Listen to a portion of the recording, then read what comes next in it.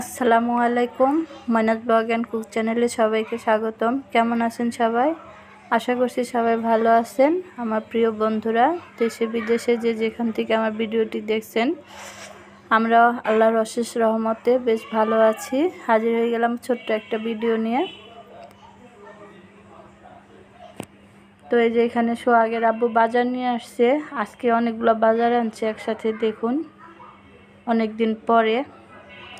তো এত বাজার কিন্তু অনেক দিন ধরে আমাদের আনা হয় না। তো আজকে যে বাজার আনছে, তা আপনাদের দেখিয়ে দিই কী কী বাজার আনছে। এই যে দেখতেই পাচ্ছেন। তো প্রথমে তো দেখাতে পারলাম না, এখানে আমি বলে দেই কি কি আনছে। পাতাকপি, তারপর হচ্ছে দুইটা পাতাকপি, ফুলকপি দুইটা, তারপরে হচ্ছে মশলা, হলুদের গুঁড়া, মরিচের গুঁড়া, রসুন, পেঁয়াজ, আর আনছে দুইটা মুরগি, আনছে হচ্ছে কই মাছ, তেল, আর ওইখানে কি আছে আর কি, সব মিলে অনেক কিছু আনছে। তো যাই হোক, এই যে সোহাগের আব্বু এখন মুরগিটা আর কি বের করে খুলে নিচ্ছে।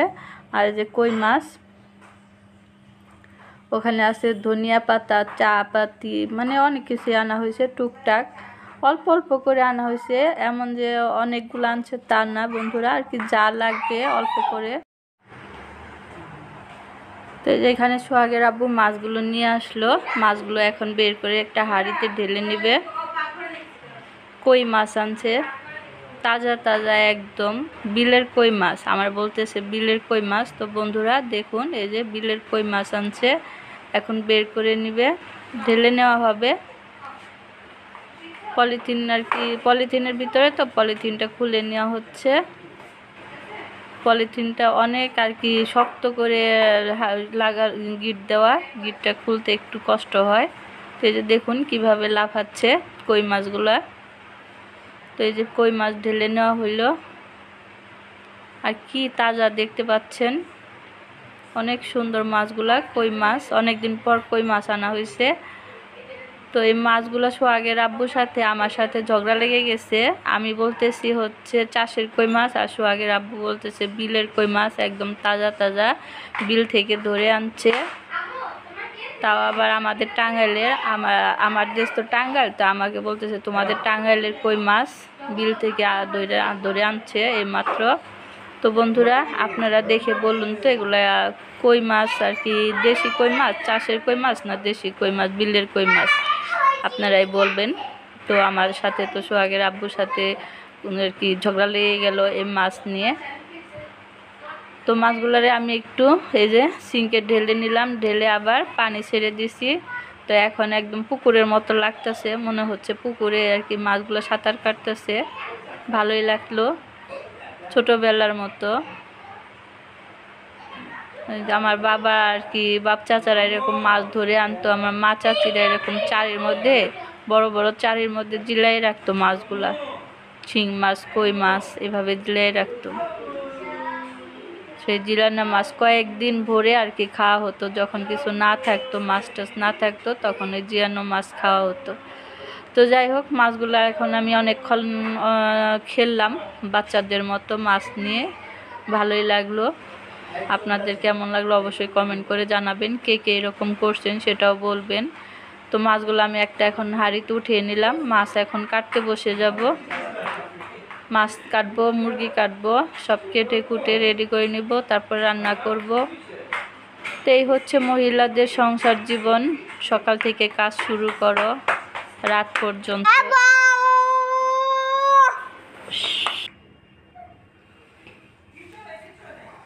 তো এই যে মাছগুলো দেখিয়ে দিলাম, দেখুন এগুলা কি চাষের কই না আর কি বিলের কই, সেটাই বলবেন আপনারা। তো যাই হোক, এই যে মাছ একটা নিচে পড়ে গেছে, বারবার পড়ে যায়, বারবার উঠাই। তো এখন মাছগুলো আমি কেটে নিব। তো বন্ধুরা মাছগুলো আমি এই যে কেটে ধোয়াও শেষ আমার। এই যে দেখুন খুব সুন্দর করে ধুয়ে নিছি মাছ, সুন্দর না সরি সুন্দর করে ধুই নাই, মানে অল্প একটু ধুয়ে রেখে দিব, এই যে পলিথিনে করে রেখে দিব ফ্রিজে। আবার যখন রান্না করব তখন আবার ভালোভাবে ধুয়ে লবণ টবণ ধুয়ে রান্না নিব। আর এখন এভাবে রেখে দিলাম, কারণ এখন সময় নাই। আর এই যে মুরগি কেটে ধুয়ে নিছি, তো ওইভাবে মাছ রেখে দিলাম ফ্রিজে। একদিনে তো সব রান্না করব না, আজকে মুরগি রান্না করব। আর হচ্ছে আর মাছটা রেখে দিলাম, আর কপি ভাজি করব। তো এই যে সবগুলো কেটে নিছি, পালং শাক কেটে নিছি, ধনিয়া পাতা বেছে নিছি, তারপরে এখানে যে পাতাকপি নিছি কেটে কুচি কুচি করে, আর পাতাকপির সাথে সিম দিছি কুচি কুচি করে। আর হচ্ছে কয়টা টমেটো ছিল, কাঁচা টমেটো, সেই কাঁচা টমেটো কয়টা আর কি ভাজি করে নিচ্ছি। এই যে এখানে আমার ভাজিটা হয়ে গেছে, দেখতেই পাচ্ছেন। কাঁচা টমেটো ভাজি খেতে অসাধারণ লাগে, এটা দিয়ে ভাত খাওয়া হয়ে যায়, এত মজার হয় বন্ধুরা কাঁচা টমেটো ভাজি এই শীতকালে। তো যাই হোক, ভাজিটা হয়ে গেছে, এখন নামিয়ে নিব। তো আপনাদের সাথে অল্প একটু শেয়ার করলাম, পুরোটা শেয়ার করি নাই। কোনো না, সহজে রান্না করা যায় টমেটো ভাজি। আমি এইভাবেই করি, অল্প মশলায়। পেঁয়াজ কাঁচামরিচটা একটু ভেজে তারপর হচ্ছে টমেটোটা দিয়ে দিই, তারপর লবণ আর সামান্য একটু হলুদের গুঁড়া, আর শেষে ধনিয়া পাতা দিয়ে ভাজিটা করে নিছি। আর হচ্ছে এখন আমি পাতাকপি ভাজি করব। পাতাকপিটা ভাজি করার জন্য এখানে কড়াই বসাই দিছি, কড়াই গরম হয়ে গেছে, তেল দিয়ে দিলাম। আর এই যে পেঁয়াজ কুচি দিয়ে দিছি, তেলটা গরম হয়ে যাবার পর আর কাঁচামরিচ দিলাম, দিয়ে এখন নেড়ে চেড়ে। এখানেও আমি বেশি মশলা দিব না, কারণ আমি এইসব ভাজিতে বেশি মশলা দিই না। বেশি মশলা দিলে আমার কাছে ভালো লাগে না। অল্প মশলায় ভাজি টাজি করে নেই। এই যে যেমন টমেটো ভাজি করলাম, এখন পাতাকপিটাও ভাজি করব। অল্প মশলায় ভাজি করলে খেতে বেশি ভালো লাগে, বেশি মশলা দিলে ভালো লাগে না। তো এখানে আমি ভাজিটা পাশের চুলায় দিয়ে দিছি। আর এখন আমি হচ্ছে মুরগির মাংসটা রান্না করে নিব। তার জন্য যে হাঁড়ি বসাই দিছি, তেলও দিয়ে দিলাম। তেলটা গরম হওয়ার পর 2-3টা তেজপাতা দিয়ে দিলাম। তেজপাতাগুলো আমার একদম ছোট ছোট, বড় তেজপাতা খাওয়া হয়ে গেছে, এখন ছোট তেজপাতা। তো তেজপাতা দেওয়ার পর এখন দিয়ে দিব পেঁয়াজ কুচি।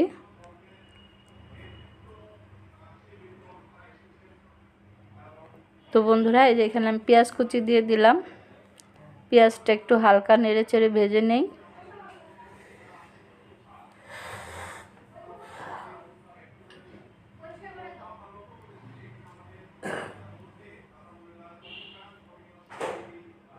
তো আমার পেঁয়াজটা ভাজা হয়ে গেছে, এখন দিয়ে দিব মশলা।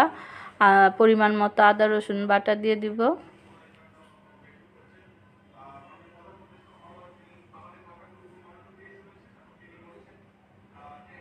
এই তো আদা রসুন বাটা দিয়ে দিলাম। এখন আদা রসুনটাকে ভালোভাবে তেলের মধ্যে ভেজে নিব। আদা রসুনটা ভাজা ভালো হলে তরকারি ফ্লেভারটাও সুন্দর আসে, খেতেও ভালো লাগে। তাই আদা রসুনটা ভালোভাবে এভাবে তেলের মধ্যে ভেজে নেবেন, দেখবেন তরকারিটা খেতে কিন্তু বেশ ভালো লাগে। তো আদা রসুন ভাজা হয়ে গেছে, এখন দিয়ে দিব হচ্ছে হলুদের গুঁড়া, মরিচের গুঁড়া, ধনিয়ার গুঁড়া।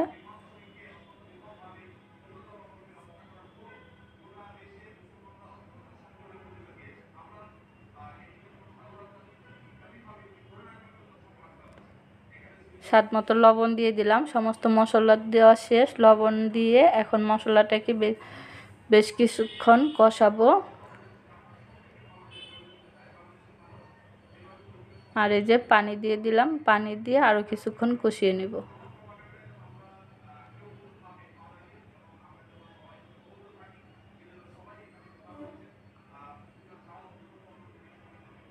তো এইদিকে এই যে দেখুন, পাতাকপি ভাজি বসাইছিলাম, সেটার মধ্যে অনেকটা পানি উঠছে। তো এই পানিটা আর কি শুকাতে হবে, শুকায় তারপর তেলের মধ্যে ভাজা ভাজা করতে হবে। এখন ঢেকে দিয়ে আর কি আস্তে আস্তে ভাজিটা করে নিব, চুলার আঁচটা কমিয়ে, যাতে সিদ্ধ হবে আর ভাজিটা আস্তে আস্তে হয়ে যাবে। তো সাথেই থাকুন, দেখতে থাকুন পুরো ভিডিওটা শেষ পর্যন্ত, আমি কি কি রান্না করি আজকে। আর আমার রান্না কেমন লাগে অবশ্যই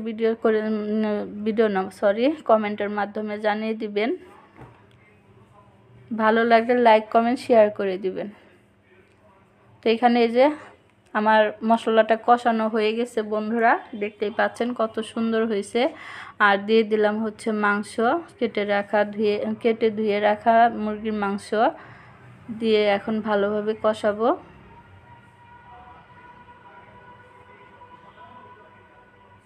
আর আজকে হচ্ছে আমি মুরগির মাংসটা কি দিয়ে রান্না করব, দেখতে থাকুন শেষ পর্যন্ত, তাহলে বুঝতে পারবেন যে আমি কি দিয়ে রান্না করছি মুরগির মাংসটা।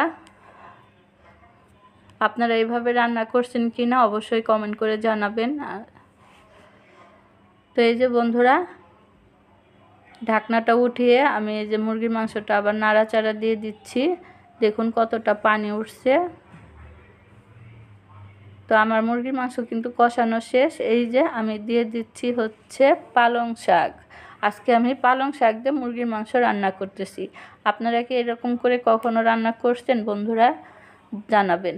আর খেয়েছেন কিনা সেটাও জানাবেন। আমিও কিন্তু আজকে প্রথম রান্না করতেছি সোহাগের আব্বুর কথায়, কারণ সে বারবার বলে মাংস দিয়ে পালং শাক দিয়ে রান্না করলে নাকি অনেক টেস্ট হয়। তো আজকে তার ইচ্ছাটা পূরণ করে দিলাম। এই যে দেখুন পালং শাক দিয়ে মুরগির মাংস রান্না করতেছি। আনার পরে সে বলছে আজকে পালং শাক দিয়ে মুরগির মাংস রান্না করো, তার জন্য এটাই করলাম। দেখি কেমন লাগে, আমিও কখনো খাই নাই, আজকে প্রথম খাবো। আর এই যে এখানে আমার পাতাকপির ভাজিটা প্রায় হয়ে আসছে, পানিটা শুকায় গেছে। এখন আস্তে আস্তে আমি এটা চুলার আঁচ কমিয়ে দিয়ে আস্তে আস্তে তেলের মধ্যে ভেজে নিব। আর ধনিয়া পাতা দিয়ে দিলাম। ধনিয়া পাতা না দিলে তো এখন শীতকাল কোনো কিছুই টেস্ট লাগে না। তো এখন ধনিয়া পাতাটা দিয়ে আস্তে আস্তে ভালোভাবে নেড়ে চেড়ে রান্নাটা করে নিব। আর তাড়াহুড়া করে রান্না করতেছি, তার জন্য এই অবস্থা, বুঝতে পারছেন বন্ধুরা? কিছু মনে করবেন না, কারণ একা হাতে কুটাকুটি করে রান্না করতে অনেক হয়ে যায়, তাই তাড়াহুড়া, দিন একদম ছোট, পারি না দিনের সাথে। এই যে আমার পালং শাক দিয়ে মুরগির মাংস রান্না করা হয়ে গেছে, দেখতেই পাচ্ছেন কত সুন্দর হয়েছে, কালারটাও কত সুন্দর। শাক কিন্তু একদম মুরগির মাংসের সাথে মিশে গেছে, বোঝাই যাচ্ছে না যে আমি পালং শাক দিছি। তো যাই হোক বন্ধুরা, রান্না বাড়া শেষ করে এই যে সোহাগের আব্বুকে খেতে দিয়ে দিছি। সোহাগের আব্বু খাচ্ছে টমেটো ভাজি আর পাতাকপি ভাজি দিয়ে। এটা খাওয়ার পর তারপর আর কি মুরগির মাংস তরকারি দিয়ে খাবে। তো আজকে আমরা খাওয়া দাওয়া করে সন্ধ্যার পর একটু বাহিরে যাব, বাহিরে মানে আমার ভাইয়ের বাসায় যাব। তো সাথেই থাকুন, দেখতে থাকুন।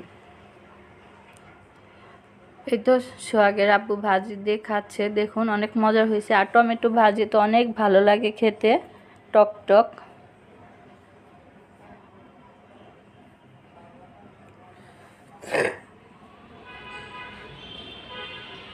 তো বন্ধুরা, এই যে এটা হচ্ছে সন্ধ্যার পর না রাত বাজে এখন 8টা।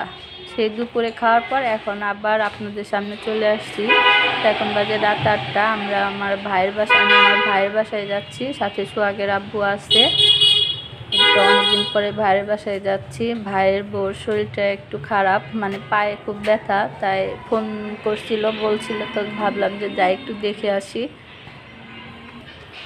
বয়স হলে আর কি যা হয়, আর ওজন বেশি হলে এরকম সবারই পায়ে কিন্তু ব্যথা হয়, পায়ের পাতায়, পায়ের গোড়ালিতে হাঁটতে অনেক কষ্ট হয়। তো যাই হোক, এই যে আমরা বেরিয়ে পড়ছি। ওই তো সোহাগের আব্বু যাচ্ছে, আমি পিছনে আছি। আর এই যে দেখুন সামনে একটা কুকুর দাঁড়িয়ে আছে।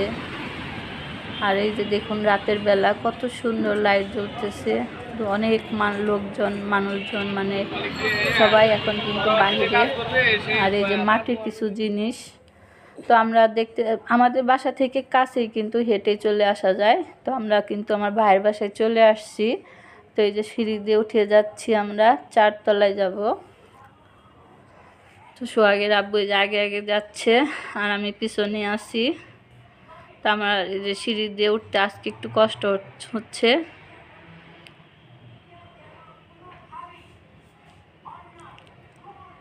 তো এই যে আমরা উঠতে উঠতে দেখুন 4 তলায় উঠে গেলাম, রেস্ট নিয়ে উঠলাম, কারণ সিঁড়ি বাইতে অনেক কষ্ট লাগে। আমি তো ভয়ে নামি না। তো চলে আসছি বন্ধুরা, এই যে আমার ভাইয়ের বাসায়। দেখুন অনেকক্ষণ আগে আসছি, গল্প টল্প করলাম। তো এখন আমার ভাই বউ এই যে নাস্তা দিছে, অনেক কিছুই দিছে, পেঁপে, পেয়ারা, কমলা, তারপর এরপর দিছে হচ্ছে চাউমিন, চা, বিস্কিট, তো এত কি খাওয়া যায় বলেন? তো অল্প অল্প করে সব কিছু একটু একটু করে খাইলাম। চা খেয়েছি, খেয়ে তারপর ভাইয়ের সাথে অনেক গল্প করলাম। গল্প করার পর চলে আসছি। আর এই যে রাস্তায় আসার সময় নাতনির জন্য একটু কিছু নিয়ে যাচ্ছি, কারণ বাসায় গেলে বলবো দাদা দাদা আমার জন্য কি আনছো, তাই জন্য ওর জন্য কিছু কিনতে যে দোকানে আসছি আমরা একটা। রাতের বেলা বের হলে কিন্তু বেশ ভালোই লাগে, সুন্দর পরিবেশটা খুব সুন্দর লাগে চারপাশ। তা আপনাদের তো চারপাশ দেখাই নাই, তা আমার কাছে বেশ ভালোই লাগলো। আমি কিন্তু সহজে বের হই না বাহিরে। এই তো একটা দোকানে আসি আমরা এখন, দোকান থেকে এই যে কিনে নিচ্ছি চকলেট দুধ, ও আবার খুব পছন্দ করে চকলেট দুধ। তো এই যে আমরা এখন বাসায় চলে আসলাম। এই যে সোহাগের আব্বু উঠে যাচ্ছে, আবার আমার দেখাইতেছে কি নিছি। এর মধ্যে একটা ঘটনা হয়ে গেছে, আমার মা ওই আমাদের কিছু শাক আর 2টা পেয়ারা দিছিল গাছে, সেগুলো আমরা সোহাগের আব্বু ওই দোকানে রেখে চলে আসছে। পরে যায় আবার নিয়ে আসছি, বাসায় আসার পর মনে হয়েছে, তারপর আবার সোহাগের আব্বু দৌড়ায় যায় সে শাক নিয়ে আসছে। কি বলেন, গাছের পুঁই শাক, গাছের পেয়ারা। তো আসার পরে আমার নাতনি আমার হাতে ড্রেস পরছে একটা, সেটা দেখাচ্ছে, দেখুন এই যে কি সুন্দর করে দেখাচ্ছে। আবার পেয়ারা হাতে না কি হাতে যেন। তো এই তো বন্ধুরা, আজকের মতো এখানে বিদায় নিব। এই ছিল আজকের আমার ভিডিও। কেমন লাগলো অবশ্যই কমেন্ট করে জানাবেন। ভালো লাগলে লাইক কমেন্ট শেয়ার করে দিবেন। সবাই ভালো থাকবেন, সুস্থ থাকবেন। আল্লাহ হাফেজ, আসসালামু আলাইকুম।